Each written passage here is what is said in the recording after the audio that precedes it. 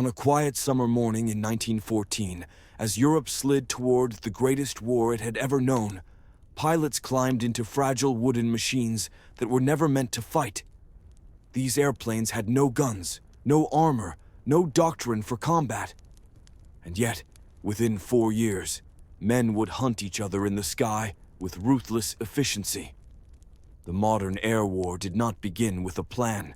It began with improvisation, fear, and necessity. At the outbreak of World War I, aviation was barely a decade old. The Wright brothers' first powered flight had taken place only in December 1903. By 1914, aircraft were still considered experimental tools, more curiosity than weapon. Military planners on all sides viewed airplanes as flying binoculars, useful for observation, but far too unreliable and dangerous for anything else.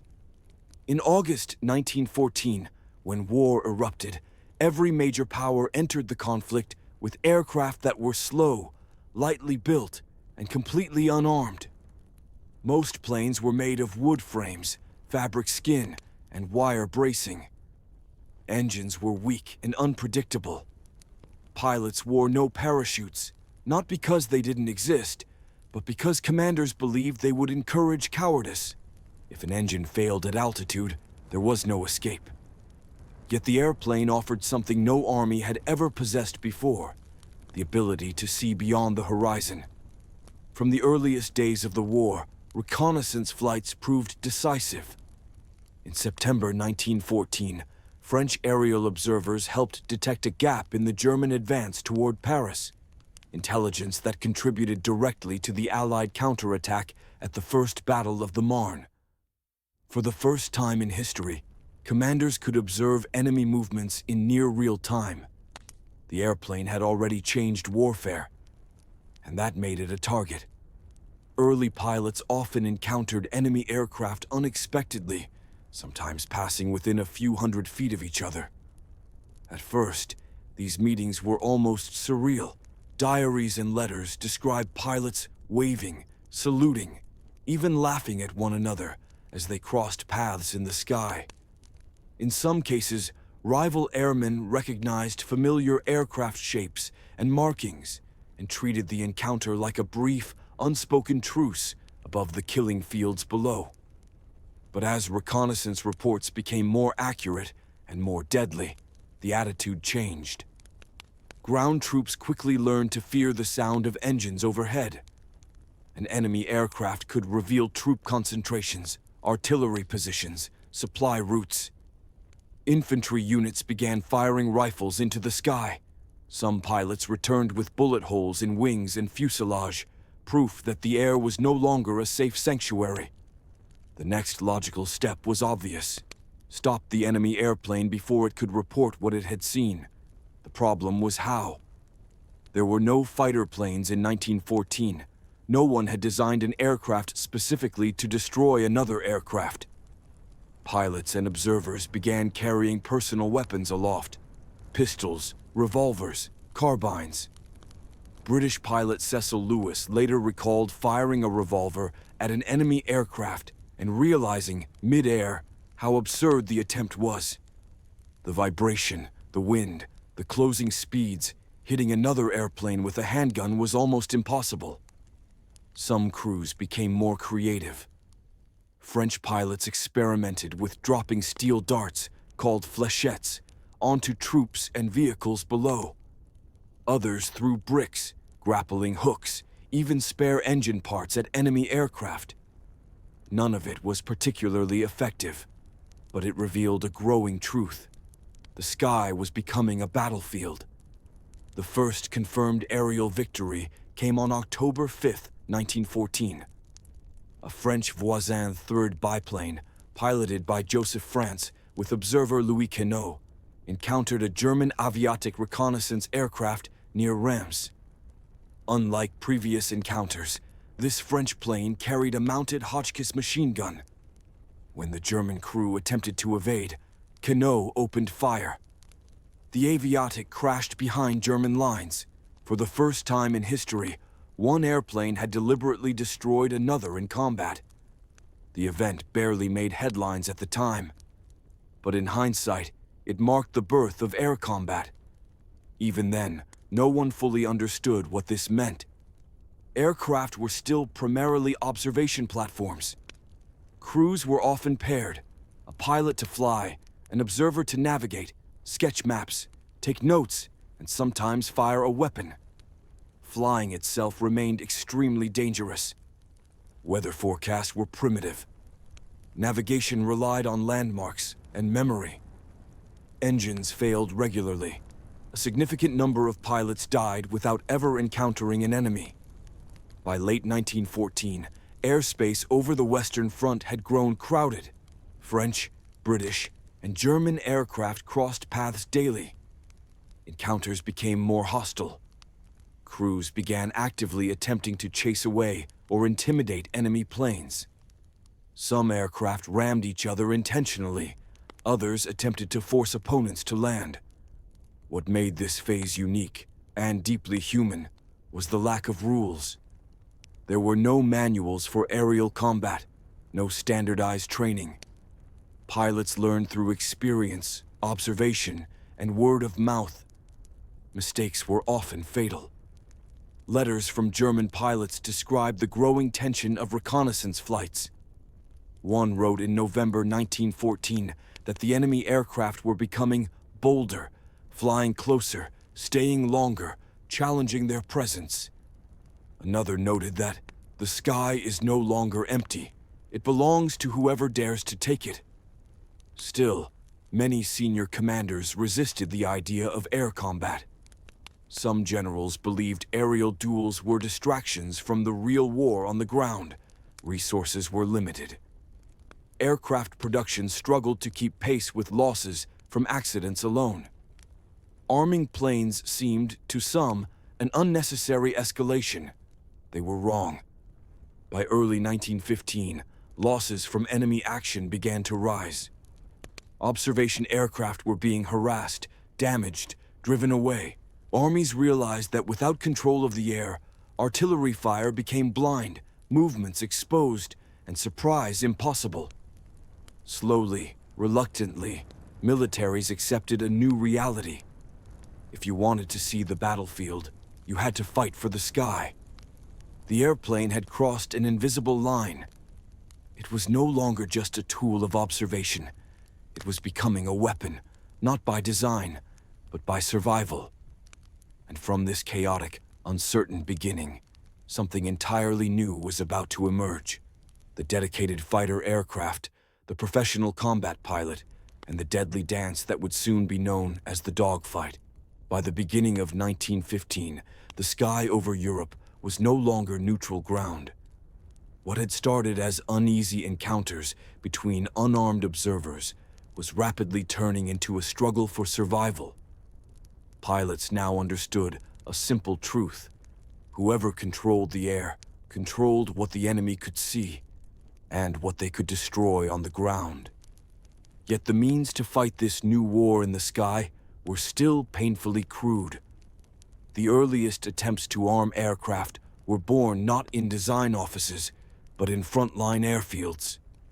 Mechanics and pilots experimented constantly, bolting weapons onto airframes that had never been engineered to carry them. Rifles were mounted to wing struts. Pistols were tied to cockpit rails. Observers stood up in open cockpits, firing machine guns into the slipstream, bracing themselves against the violent wind at 80 miles per hour. Accuracy was poor, jams were frequent, and recoil often threatened to tear fragile aircraft apart. The greatest obstacle was the propeller. Most airplanes of the time were tractor aircraft, with the propeller mounted at the nose. Any forward-firing gun risked striking the spinning blades. Several pilots learned this lesson the hard way, destroying their own propellers mid-flight. For months, this single mechanical problem prevented the creation of a true fighter aircraft. Meanwhile, the war in the air intensified. German, French, and British reconnaissance planes actively hunted one another. Pilots dove toward enemy aircraft to intimidate them. Some flew dangerously close, attempting to force rivals out of position. Collisions became an ever-present risk. In a few documented cases, pilots deliberately rammed enemy planes when no other option remained. In March 1915, the balance shifted. Dutch engineer Anthony Fokker introduced a synchronized firing mechanism that allowed a machine gun to fire forward through the arc of a spinning propeller without striking the blades. The system was not entirely new. Earlier concepts had existed, but Fokker's design was reliable enough for combat. Mounted on the Fokker-Eindecker monoplane, it transformed the aircraft into the world's first true single-seat fighter. For the first time, a pilot could aim his entire airplane at the enemy. The impact was immediate and devastating. German pilots flying Eindeckers gained air superiority over large sections of the Western Front. Allied reconnaissance aircraft were shot down at alarming rates. British reports from late 1915 speak openly of helplessness in the air. Pilots referred to the period grimly as the Fokker Scourge. German pilots like Max Immelmann and Oswald Boelcke became household names. Immelmann developed climbing turn maneuvers that allowed him to escape attacks and reposition for another pass. Boelcke, more methodical and analytical, began formulating principles of air combat based on observation rather than instinct. These principles would change everything. Boelcke emphasized attacking from advantage, altitude, sun position, surprise. He warned against tunnel vision, urging pilots to maintain awareness of the entire sky. Most importantly, he stressed discipline. Lone wolf heroics were dangerous. Coordinated action was far more effective. His ideas were later compiled into what became known as the Dicta Boelcke, the first formal rules of air combat. While Germany surged ahead, the Allies scrambled to respond. British and French engineers raced to develop their own fighters. Aircraft like the Airco DH-2 and the Nieuport 11 used pusher configurations, with the propeller mounted behind the pilot, allowing a machine gun to fire forward unobstructed. These designs restored some balance to the air war, but they were stopgap solutions, limited by drag and structural weaknesses. By 1916, the skies above the Somme and Verdun had become deadly arenas. Dogfights, though not yet called that, erupted daily. Engagements were short, violent, and often decided in seconds. Pilots attacked from above, firing brief bursts before breaking away. Extended turning battles were avoided when possible. Engines overheated, ammunition ran low, and a single mistake could be fatal. Flying conditions remained brutal. Cockpits were open to freezing winds, oil and exhaust-coated goggles and faces. At altitude, oxygen deprivation caused dizziness and blackouts. Pilots relied on thick leather coats, scarves, and sheer endurance. Many were barely out of their teens. Training lagged behind reality. New pilots were sent to the front with minimal instruction, sometimes after only a few hours of solo flight. Casualties were staggering. In some squadrons, life expectancy measured in weeks, yet each loss accelerated learning. Survivors refined tactics, shared lessons, and adapted. By mid-1916, air combat was no longer improvisation, it was a system. Specialized fighter squadrons were formed. Aircraft roles became defined. The concept of air superiority entered military thinking. The airplane had evolved from observer to predator. And with that evolution came something else: reputation. Pilots who survived multiple engagements became symbols, not just of skill, but of national pride. Newspapers began tracking victories. Kill counts were recorded. The word ace entered public consciousness. The war in the air was no longer invisible. What had begun with pistols and hand signals had transformed into an organized, lethal contest for control of the sky. The rules were still being written, often in blood. But one fact was now undeniable. Air combat was no experiment. It was a permanent and defining feature of modern warfare. And the men who mastered it were about to become legends. By late 1916, the war in the air had acquired faces, names, and reputations. What had once been anonymous machines clashing above the trenches now revolved around individuals whose skill and survival set them apart.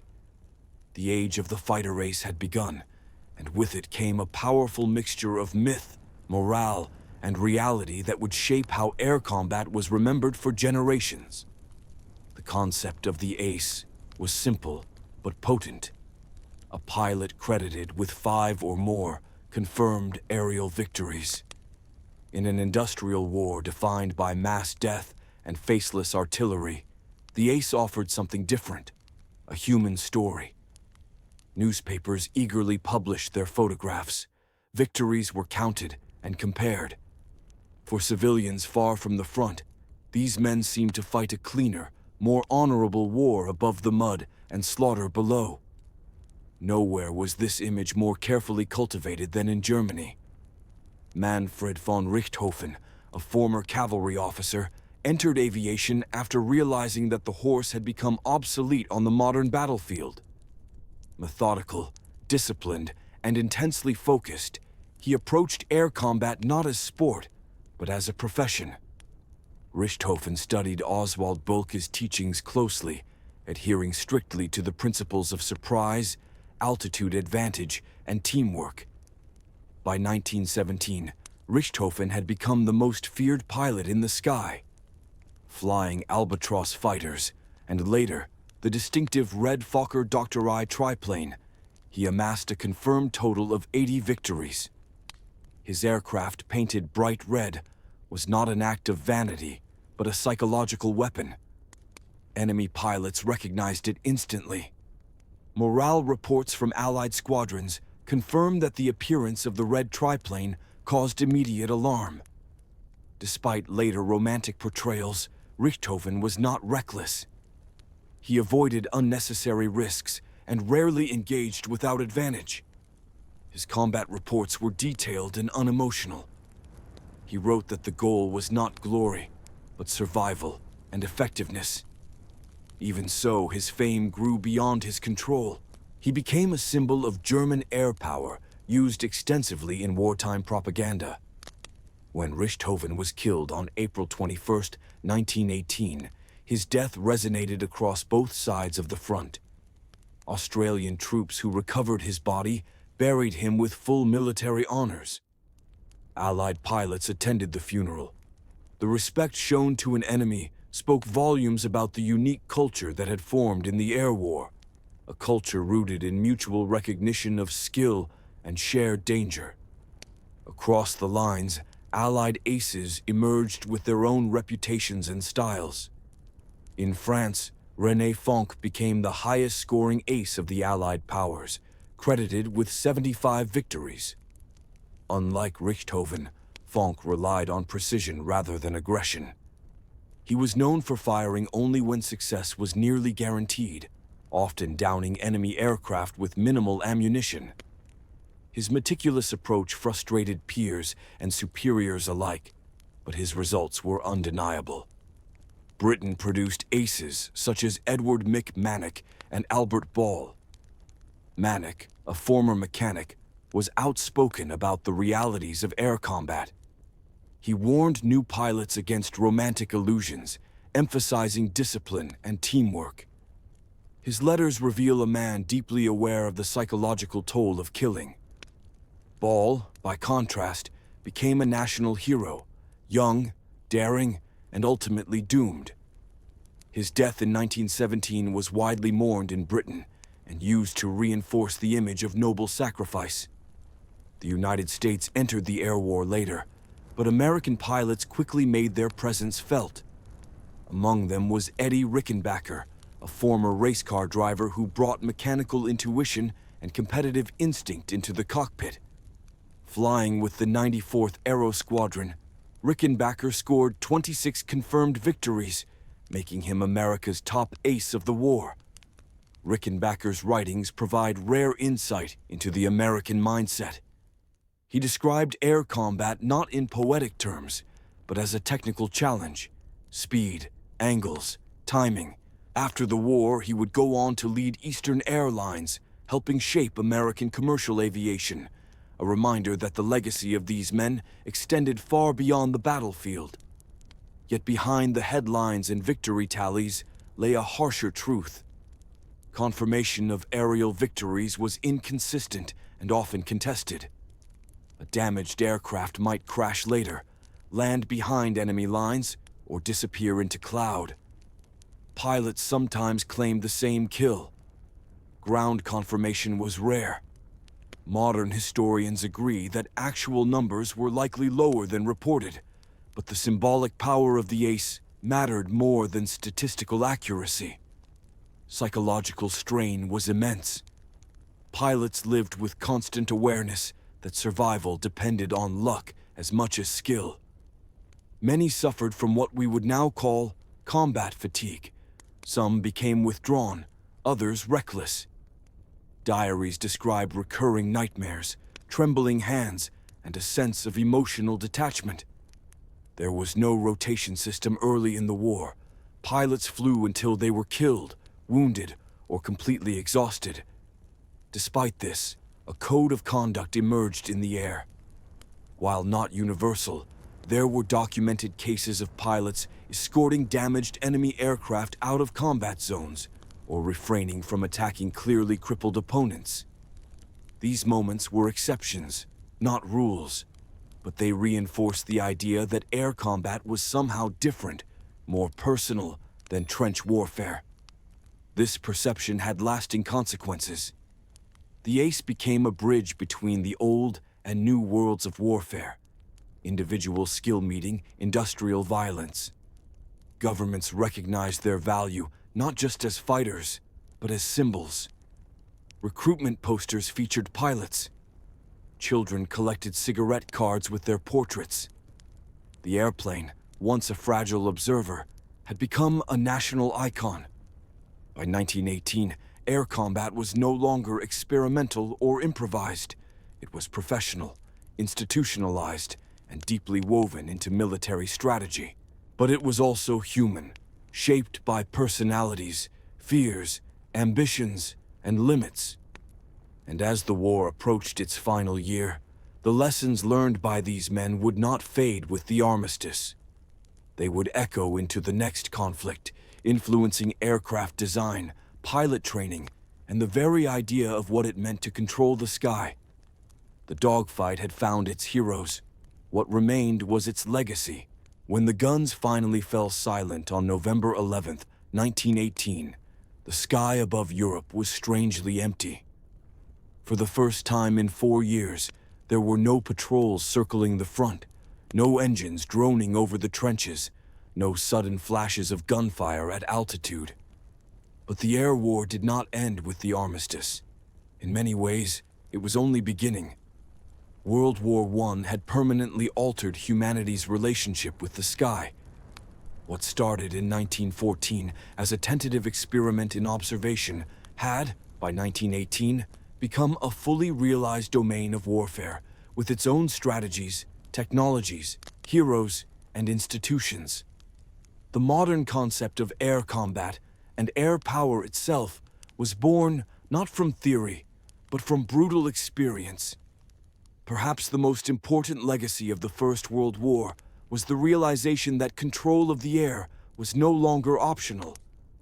Early in the conflict, aircraft had merely supported armies on the ground. By the end, they were shaping the battlefield itself. Artillery without aerial observation was blind. Troop movements without air cover were exposed. Supply lines without protection were vulnerable. Commanders who once dismissed aviation as a novelty now understood that wars could be lost or won in the sky. This understanding led directly to structural change. In April 1918, Britain created the Royal Air Force, the world's first independent air force, separate from both the Army and the Navy. It was a revolutionary decision, acknowledging that air power was not simply an auxiliary, but a strategic force in its own right. Other nations soon followed. In the United States, the Army Air Service emerged from the war with a clear mandate to expand, experiment, and prepare for the future. The aircraft themselves reflected the lessons of combat. Designers abandoned fragile, multi-purpose machines in favor of specialized roles. Fighters became faster, lighter, and more maneuverable. Bombers grew larger and more robust, capable of carrying heavier payloads over longer distances. Reconnaissance aircraft were refined with better cameras, radios, and endurance. The basic categories of military aviation, fighter, bomber, reconnaissance, were firmly established. Equally important were the tactical doctrines forged in the skies over the Western Front. Pilots learned that altitude was life, that surprise was decisive, that teamwork outweighed individual bravado. These principles did not disappear with the war. They became foundational truths taught to new generations of aviators. Oswald Boelke's ideas echoed through flight manuals long after his death. Formation flying, mutual support, coordinated attacks, all were direct products of First World War experience. Technology followed doctrine.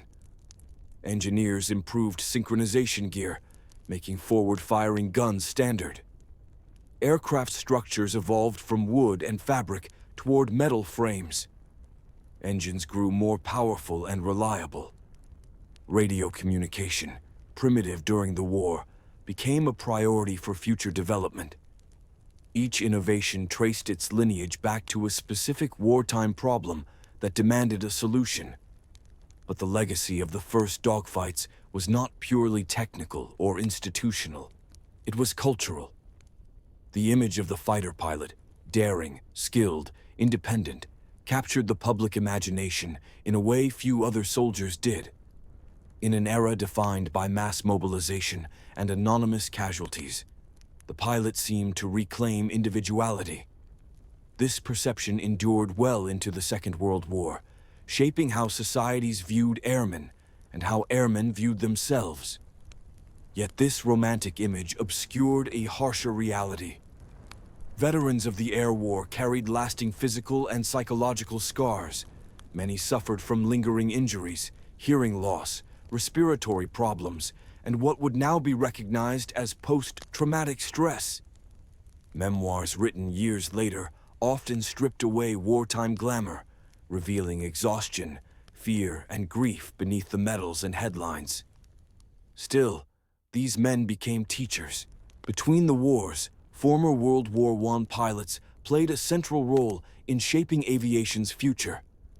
They trained new aviators, advised aircraft manufacturers, and debated strategy. Some, like Eddie Rickenbacker, moved into commercial aviation, helping transform flying from a military necessity into a civilian enterprise. Others remained in uniform, influencing doctrines that would dominate the next global conflict. Not all lessons were learned correctly. In the 1920s and 1930s, air power theorists argued fiercely about the future of war. Some believed that strategic bombing alone could decide conflicts, rendering ground armies obsolete. These ideas, born partly from the perceived success of air operations in World War I, would be tested, and often disproven, in the years to come. Yet even flawed theories underscored a central truth. Air combat had changed warfare irreversibly. By the time the Second World War began, the dogfights of 1914 to 1918 were already being studied as history. Aircraft were faster by orders of magnitude. Weapons were deadlier. Radar and radio transformed situational awareness.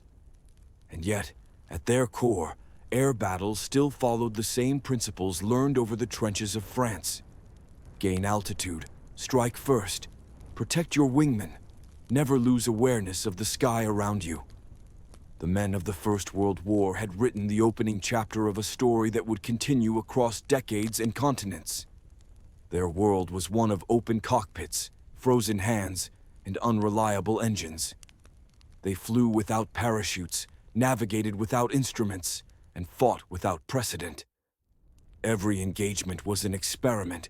Every survival was a lesson passed on to others, sometimes in person, sometimes only through reports and wreckage.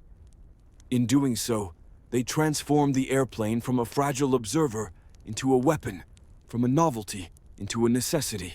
They created not only the first dogfights, but the very idea that the sky itself was a battlefield, one that demanded courage, intellect, and constant adaptation.